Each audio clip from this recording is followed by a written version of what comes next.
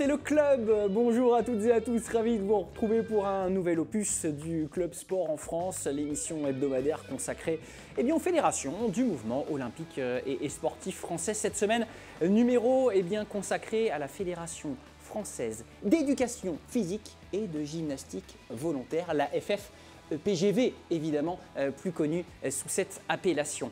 On va pouvoir décortiquer ses activités, son actualité, son fonctionnement à l'occasion de cette prochaine demi-heure avec du monde autour de moi et à distance. On commence par celles et ceux qui m'accompagnent sur ce plateau. Émilie Martineau. Bonjour Émilie. Bonjour. Cadre technique de cette fédération. Oh, je vous sens suspicieuse. Non, tout va bien se passer, je vous assure. Bon, vous allez bien? Très bien, merci. Bon, formidable. Vous êtes accompagnée de votre présidente. Attention, attention. Marilyn Colombo est avec nous. Bonjour Marilyn. Bonjour. Pourquoi vous êtes volontaire? Volontaire parce qu'engagé. Ah, c'était dans ce sens-là. Voilà. Très bien. Eh bien, on va voir votre engagement à l'occasion de cette émission. Celui aussi de Mehdi Vigneron, Mehdi animateur au sein de la fédération. Bonjour Mehdi. Bonjour Maxime. Comment allez-vous? Ça va très très bien, impeccable. Oh, la voix qui porte, j'aime beaucoup cette détermination.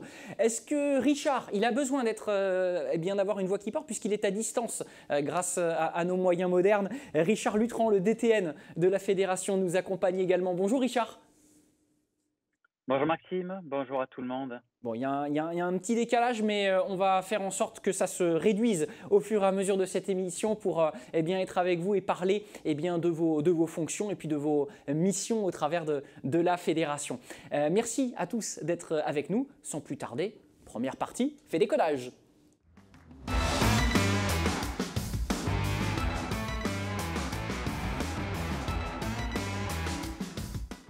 Alors, Marilyn, lors de mes recherches, parce que j'ai découvert l'existence de votre fédération en préparant cette émission, je m'aperçois que vous êtes une des plus anciennes fédérations, au point d'ailleurs que l'intitulé de la fédération, c'était la Ligue girondine. Tout à fait. Donc ça date, 19e siècle, c'est ça? Tout à fait. Donc c'est une fédération qui est née en 1888 sous l'initiative du docteur Tissier. Un docteur donc. Voilà, okay. Tout à fait. Et au fur et à mesure de l'histoire, si aujourd'hui nous fêtons les 50 ans du nom de la fédération, qui est issue d'une fusion entre deux autres fédérations, à l'origine c'est vraiment une ancienne fédération qui s'est alimentée et qui a progressé au fur et à mesure des évolutions internes, au fur et à mesure des évolutions de la société et qui a toujours su s'adapter. Alors, le postulat de départ, il est tout simplement de trouver le corollaire entre pratique sportive et bien-être. Il me semble, quel qu'il soit d'ailleurs, on est vraiment sur ce parti pris-là. Des personnes, vous savez, on reçoit énormément de monde sur Sport en France qui nous parlent de résultats, de compétitions. Moi-même, beaucoup de choses à déconstruire par rapport à ça. Quel est le message et quel type de personnes vous accueillez au sein de votre fédération justement pour avoir un regard différent sur le sport et sa pratique? Alors tout à fait, vous avez employé un mot très significatif. Le regard sur le sport qu'on a aujourd'hui n'est pas exclusivement compétitif. Aujourd'hui, le sport n'est pas une finalité, mais ça doit être au service du bien-être global de la personne. Donc les activités physiques que nous proposons sont vraiment adaptées, modulables, en fonction surtout des capacités de chacun. Je crois que c'est le bon moment pour aller voir notre DTN, s'il est parmi nous. Je crois qu'on l'a perdu. Ah, on l'a perdu. Je vois le petit bonhomme Richard, il ne voulait pas s'exprimer sur le sujet. Peut-être que Marilyn le fera. De fait, comment ça se matérialise, cette adaptation des activités, vous, en tant que conseillère, au niveau des activités qui sont proposées pour justement ne pas aborder par le prisme du résultat ces épreuves et ces disciplines surtout? Alors en fait, on va s'adapter aux motivations du pratiquant. Il va peut-être aimer les activités de bien-être, plutôt type yoga, pilates, ou des activités plus énergiques comme le renforcement musculaire ou le cardio en intérieur, en extérieur. On s'adapte vraiment à sa motivation, mais surtout, on s'adapte aux recommandations de la Haute Autorité de Santé. Donc on travaille sur les 4 piliers, ce qu'on appelle nous les 4 piliers, c'est-à-dire le renforcement musculaire, l'équilibre, le stretching et le cardio-respiratoire. Et on sait qu'il faut travailler ces paramètres-là, c'est la Haute Autorité de Santé qui nous le dit. Et nos activités sont là pour répondre à ce besoin, tout en s'adaptant à l'envie du pratiquant, parce que l'objectif, c'est qu'il sorte de sa sédentarité et qu'il pratique au quotidien avec envie. D'accord. Alors, ce qui nous amène aussi vers les missions qui vous sont assignées. Comment on fait pour garder donc en tête ces missions-là qui vous sont données au départ, cette mission, et puis en même temps faire des choses qui se rapprochent un petit peu du à la carte finalement pour attirer le plus de monde possible. C'est une gageure, c'est un gros défi. C'est un gros défi que nous relevons depuis pas mal d'années. Nous sommes quand même reconnus d'utilité publique depuis 1976, donc c'est important de le souligner. Aujourd'hui, on y arrive grâce à notre maillage territorial. On couvre tout le territoire avec presque 5000 associations, métropolitains mais aussi ultramarins. On y arrive grâce à la formation et à l'expertise de chacun de nos animateurs en adaptant, qui sont capables d'adapter leurs séances aux demandes des pratiquants et aux motivations des pratiquants. Ah bah vous m'amenez directement, la perche elle est belle pour Mehdi. Ces séances, la fréquence, les ateliers qui sont proposés, est-ce que vous pouvez nous en dire un petit peu plus ? En général, on a à peu près une séance hebdomadaire avec nos adhérents. En termes de diversité, comme l'a dit Émilie, on pratique énormément de choses au sein d'une séance de gym volontaire, aussi bien d'un travail de cardio-respiratoire, de renforcement musculaire, de souplesse, de mémoire, d'équilibre, tout un tas de choses.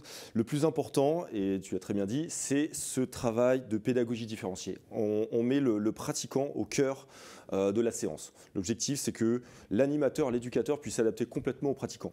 Donc, on va vraiment nouer un lien avec le pratiquant tout en créant aussi une dynamique de groupe au sein de la séance. Voilà, c'est sport santé, c'est aussi sport santé, plaisir, créer du lien et passer un très bon moment. Alors, voilà. Ce qui veut dire que le pratiquant se retrouve non pas dans une posture de sachant, mais en tout cas, il fait part de ses sensations. Oui, exactement. C'est à nous de nous adapter aux pratiquants. Ce n'est pas aux pratiquants de s'adapter à l'éducateur ou à l'animateur. Voilà, c'est pour ça qu'on change. Déjà, on a une telle diversité au niveau des offres de pratique et aussi nous, au niveau de nos séquences pédagogiques, qu'on peut complètement s'adapter à la pratique de chacun, au niveau de chacun. Ah, c'est l'air cool, avec donc des pratiques à la carte, Marine, et pourtant, vous avez du monde, 500 000 adhérents, plus de 5 000 clubs, c'est quand même costaud, 7 000 animateurs diplômés comme Mehdi, et donc une population quasi exclusivement féminine, 92%.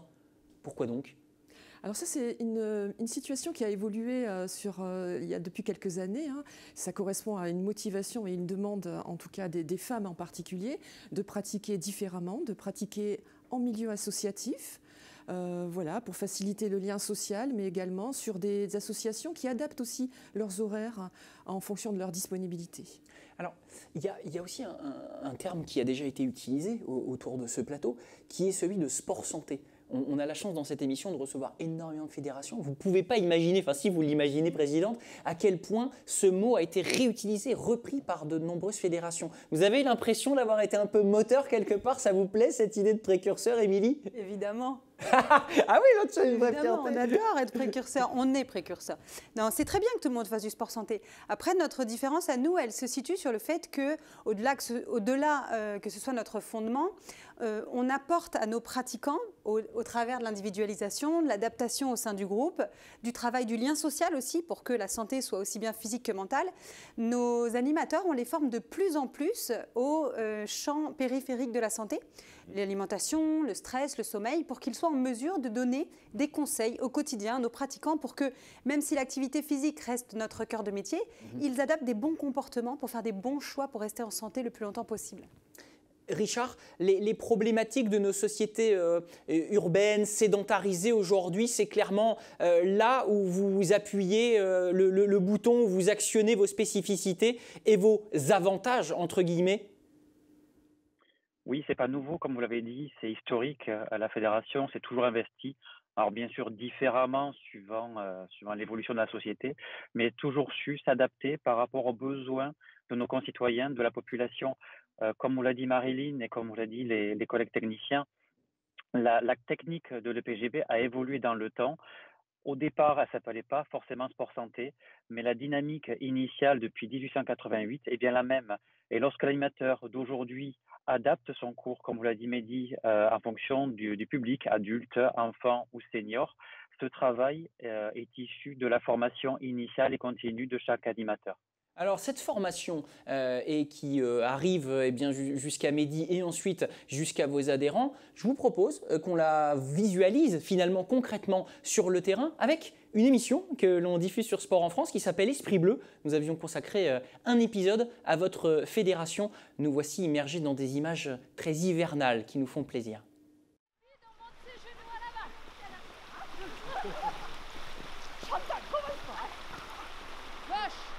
Ils ont envie de consommer, mais de consommer, je dirais, intelligemment, par rapport à leur santé, se faire du bien, s'oxygéner, pratiquer autre chose et être vraiment sur de l'extérieur en permanence. Bah, nous, on va dire qu'on a en plus un lieu paradisiaque, donc c'est vrai que je pense que c'est très intéressant pour la santé de pratiquer l'activité extérieure. Le bâton, le bras, l'autograndissement, l'amplitude du pas, je pose le talon. C'est parti pour une sortie de 2 heures pour une douzaine de kilomètres. On est prudent à la route, on reste... Il y a plus de 200 ans, en 1815, c'est par cette route des Alpes et ses chemins que Napoléon a effectué sa remontée sur Paris. La marche nordique est une activité aujourd'hui très prisée des seniors. C'est un sport complet, avec toutes les parties du corps qui travaillent. Elle favorise la circulation sanguine, augmente la capacité respiratoire et la dépense énergétique est de 40% supérieure à une marche classique.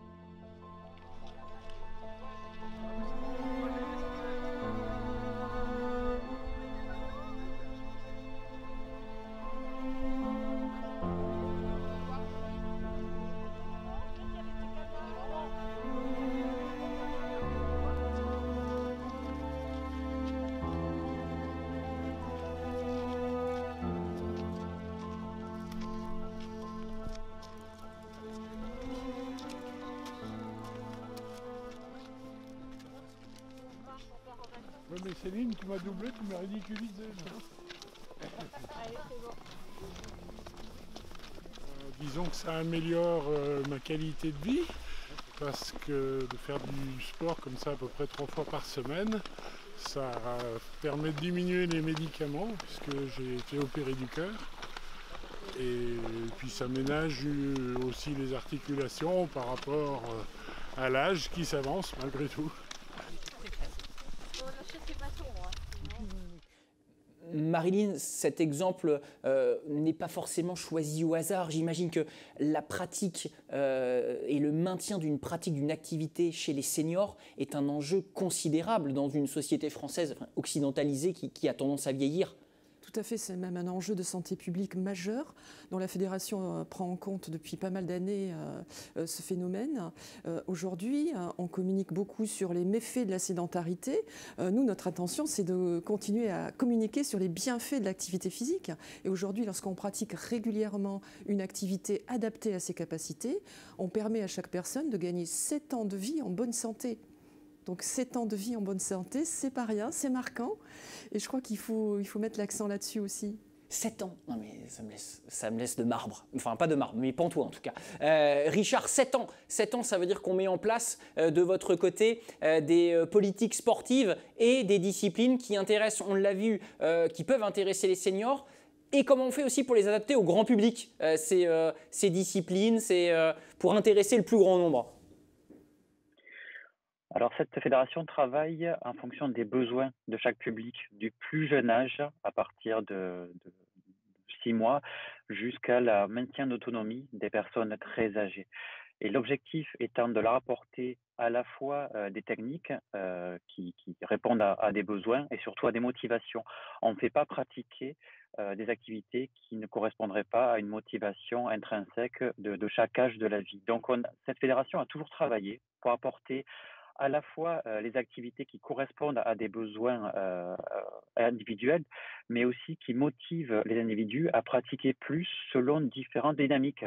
Par exemple, un adulte, on va se centrer plus sur le cardio, renforcement musculaire, mais sur la personne âgée, on ira peut-être un peu plus sur la partie équilibre.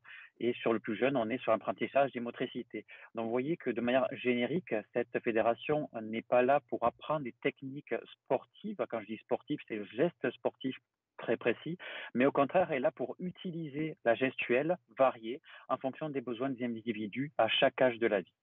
J'ai sous les yeux une infographie que l'on va vous proposer également par l'intermédiaire de notre chef d'édition Julien Perronnet qui évoque cette infographie, le baromètre Sport Santé publié en collaboration avec Ipsos. Sédentarité qui se veut être l'un des problèmes principaux aujourd'hui de nos sociétés. On en parlait, vous aviez pris le problème inverse. Malgré tout, pour revenir sur cette question, est-ce que ce qui s'est passé avec les confinements divers et variés, la situation sanitaire actuelle, vous avez aussi une recrudescence des demandes, des adhésions, parce qu'on s'est aperçu d'un point de vue cardiologique, avec des spécialistes ou des généralistes, que vous aviez vraiment quelque chose à faire auprès de personnes qui s'étaient encore plus sédentarisées? Alors, le chiffre est important sur ce baromètre, effectivement, et en augmentation suite au confinement. Aujourd'hui, on n'a pas cette montée en puissance des demandes, certainement pour encore des raisons de restrictions sanitaires, ou en tout cas de peur par rapport aux pratiques collectives en milieu fermé. On a une grosse demande, effectivement, sur les activités extérieures, qui là vont correspondre aussi aux motivations des personnes.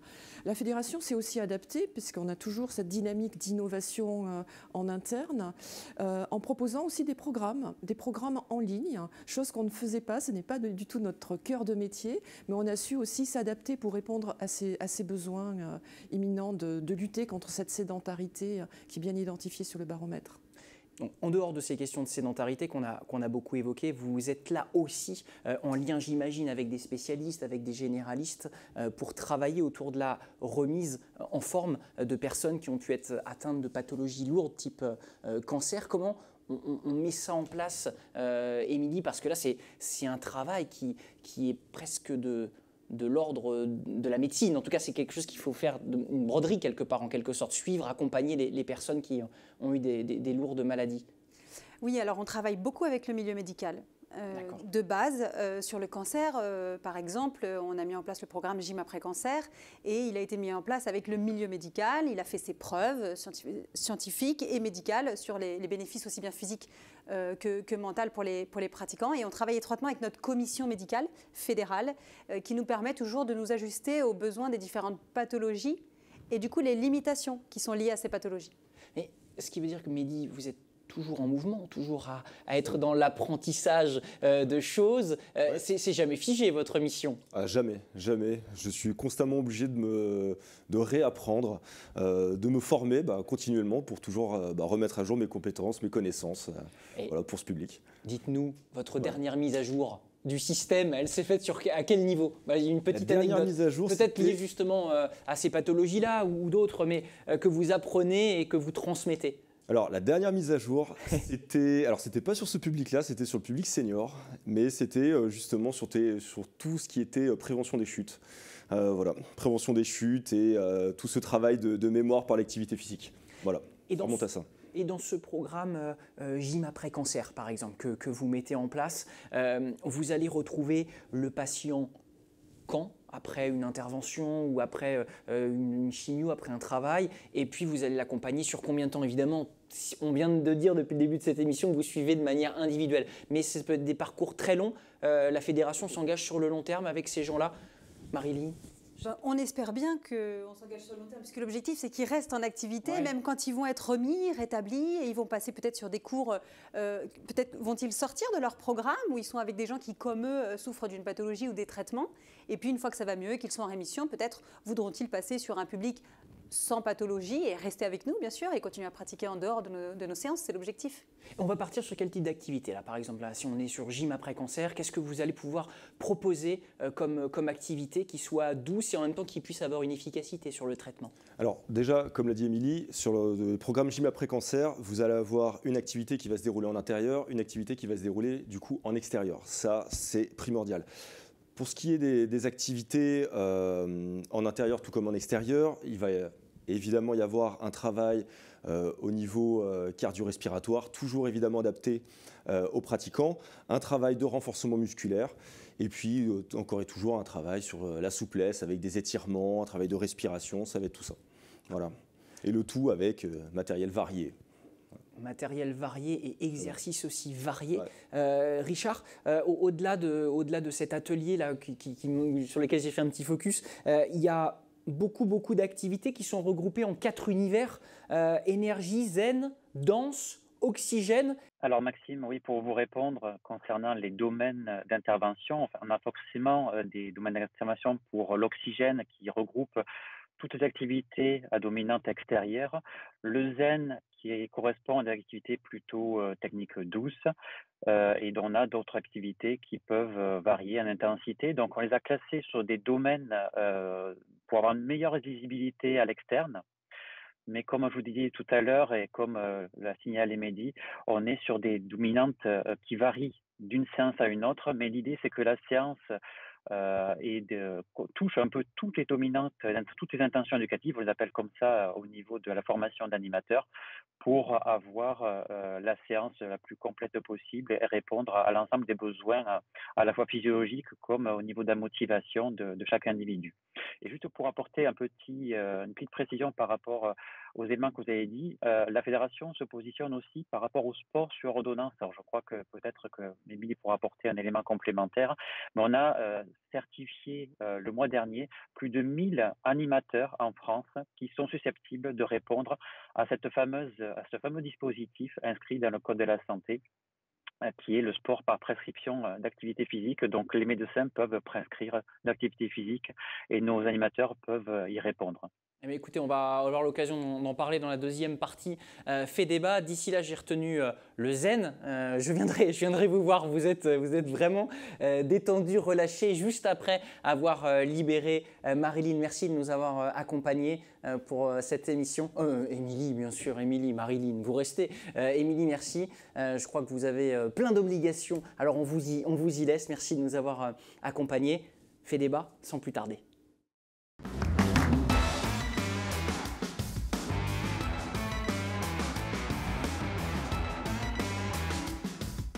Et oui, pour débuter cette deuxième partie, Richard vient de nous tendre une belle perche en nous parlant des animateurs. Mehdi, est-ce que vous pouvez nous conter comment on devient animateur, peut-être de manière générale, puis vous, votre parcours, qu'est-ce qui vous a décidé à vous lancer? J'ai toujours beaucoup aimé le sport. Alors, toujours le sport plutôt loisir, j'aimais le sport de compétition, donc sans le savoir, j'avais fait déjà un premier pas vers le PGV et peut-être vers le métier d'animateur. Maintenant, j'ai suivi un cursus universitaire STAPS. D'accord. Voilà, et durant ce cursus, j'ai intégré le PGV, j'ai connu le PGV par le biais de stages. D'accord. Voilà, et depuis, je ne l'ai jamais lâché. D'accord, donc cette intégration, elle peut se faire par plein de biais différents. Vous recrutez en STAPS et puis des gens aussi qui, à force peut-être de consommer, j'utilise ce terme très, très capitalistique, mais à force de consommer les séances, peut-être ont vocation à devenir animateurs. Ça peut exister aussi, Marilyn. Tout à fait, ça existe également. Donc des pratiquants qui arrivent à se former et puis à progresser au sein de l'EPGV ou des personnes qui ont fait d'autres cursus comme des BP, des BPGEPS en particulier. Donc on a vraiment plusieurs profils dans le recrutement des animateurs. On a parlé tout à l'heure, Richard, de cette pandémie. Est-ce que la fédération a mis des choses en place et qui se sont un petit peu perpétuées avec, je sais pas, des cours en ligne, des tutos? Est-ce qu'on a pu voir Mehdi donner ses cours sur Internet ou intranet spécifiques pour vos licenciés? Oui, Maxime, on s'est adapté. Alors, on avait commencé avant la pandémie. Mais Et effectivement, faites tout le monde avant tout le monde, pardon. C'est fou. On avait envisagé, de toute façon, on essayait de se mettre au goût du jour, que ce soit sur la formation, sur lequel on a 17 organismes de formation certifiés Calliope, donc ils peuvent bénéficier des financements de la formation professionnelle sur tous les territoires. Donc, autant vous dire effectivement que c'est une fédération qui est au point à la fois sur les offres de pratique comme sur les offres de formation. Et comme Mehdi et Marlene vous l'a signalé, on est basé sur un premier niveau d'animateurs professionnels. Donc, tous nos animateurs ont une base professionnelle qui viennent s'enrichir avec des formations complémentaires qui sont très riches. Il y en a à peu près une cinquantaine à disposition des animateurs, mais pas que. Et pour répondre à votre question, que ce soit sur l'offre de formation comme sur l'offre de pratique, la digitalisation est un élément central. sur l'offre de pratique en réponse directe à la crise sanitaire, on a dû s'adapter, mobiliser toutes les équipes techniques pour créer des fameux programmes sport santé chez soi afin de permettre aux personnes, ou surtout en premier lieu à nos licenciés, de pratiquer depuis chez eux pour éviter cette fameuse sédentarité. Même si on est chez soi confiné, on continue quand même à pratiquer avec des cours sous plusieurs formats, soit déjà proposés par la fédération et certains animateurs en fonction des thématiques qu'on a vues, que ce soit zen, cardio ou d'autres dynamiques depuis chez soi, mais également nos animateurs PGV, savoir comment animer un cours à distance avec des pratiquants qui sont à distance. Et ça aussi, ce sont des compétences complémentaires qui se développent. Donc, on a mis en place des formations à l'attention de nos animateurs pour développer ces compétences. Surtout avec ces interactions que vous nous racontiez tout à l'heure, Mehdi, qui sont forcément de fait moins présentes, en tout cas moins rapidement. Donc, il faut savoir prendre un petit peu le temps entre deux exercices, débriefer. Et j'imagine que ça participe aussi d'une reconstruction. Et énormément, hein, la dynamique de groupe, le lien direct avec le pratiquant, alors que ce soit évidemment en présentiel ou en distanciel, joue énormément sur la qualité d'un cours. Alors, énormément. Il y a autre chose aussi, et ce sera ma dernière question, qui concerne à nouveau le sport santé, qui concerne à nouveau la pandémie. Vous êtes en lien, on l'a dit beaucoup, avec ce facteur santé. Il y a eu des gens qui ont subi la pandémie en s'arrêtant et puis qui ont été victimes du Covid ou de la Covid. Richard, est-ce qu'il y a eu des choses aussi, des programmes mis en place pour des gens qui auraient eu un Covid long, des séquelles, des petits problèmes pulmonaires ou autres, et que vous avez pu mettre en place? Alors, j'allais dire que c'est une question qui est étudiée à l'heure actuelle par notre commission médicale, qui est en réflexion, en prenant en compte l'ensemble des études qui sont publiées au plan international. Vous dire aussi que notre fédération, par rapport à cette approche, est centrée sur une activité physique adapté à chacun. Donc, on sait très bien que suivant que ce soit le Covid ou pour tout autre paramètre ou toute autre maladie, l'animateur, et grâce à des formations adaptées, comme vous l'a précisé Mehdi, va apporter une réponse individualisée en fonction des limitations que perçoit le pratiquant. Donc, il va peut-être solliciter de manière moins importante sur le plan cardio, sur le plan musculaire, sur le plan de l'équilibre. Et il va progressivement lui offrir une réadaptation, un programme adapté pour reprendre en main une activité et une condition physique, j'allais dire, optimale. Donc, la progression se fait de manière individuelle malgré le cours qui se fait en collectif. Clairement, et donc c'est un work in progress de commission pour travailler sur ça. C'est sympa de se dire aussi qu'on est une fédération en mouvement, et pas qu'un mouvement sportif, mais un mouvement perpétuel aussi pour s'adapter, pour progresser, pour innover. Je pense que Marilyn, ça fait chaud au cœur de se sentir au cœur de cette centrifugeuse. Ouais. Bien sûr, c'est très motivant. Et on a également un institut de recherche qui travaille avec des professionnels, des scientifiques sur plusieurs disciplines. On a fait ce choix depuis très longtemps. C'est pour ça que je trouve que c'est une fédération vraiment très moderne depuis le début, qui s'adapte. Et ce choix est fait pourquoi? Tout simplement parce qu'on a besoin de ce regard scientifique pour apporter des compléments de savoir-faire, des compléments par rapport aux formations, par rapport aux programmes. Et on parlait tout à l'heure de Covid long. La commission médicale s'est beaucoup investie également pour apporter des fiches techniques aux animateurs, pour les alerter sur certaines prises en compte, en tout cas par rapport à ce phénomène. Ah oui, et cet institut de recherche scientifique, c'est l'IRAP, c'est Marilyn, je crois, qui était avec nous à participer, Émilie, pardon, je vais y arriver, à participer à sa création. Eh bien, ce sera le mot de la fin, évidemment, après avoir évoqué vos dynamiques, vos actualités. On a hâte de voir la suite pour vous, et notamment tout ce qui va concerner les développements de ces programmes pour cette année 2022. Merci de nous avoir accompagnés, Mehdi, Marilyn, et puis Richard, à distance, votre DTN qui était avec nous pour cette émission. Pour vous, le prochain rendez-vous, ce sera avec l'UCEP que l'on recevra à l'occasion du rendez-vous de jeudi prochain. Merci de nous avoir suivis. Un coucou particulier à toutes nos équipes en régie qui ont œuvré de main de maître. On avait Julien, on avait Nicolas, on avait François et également Sandrine. J'oublie pas non plus Clément qui était avec nous aujourd'hui. Merci pour votre assiduité devant Sport en France. Évidemment, à très bientôt pour un nouvel opus du club. Bye bye.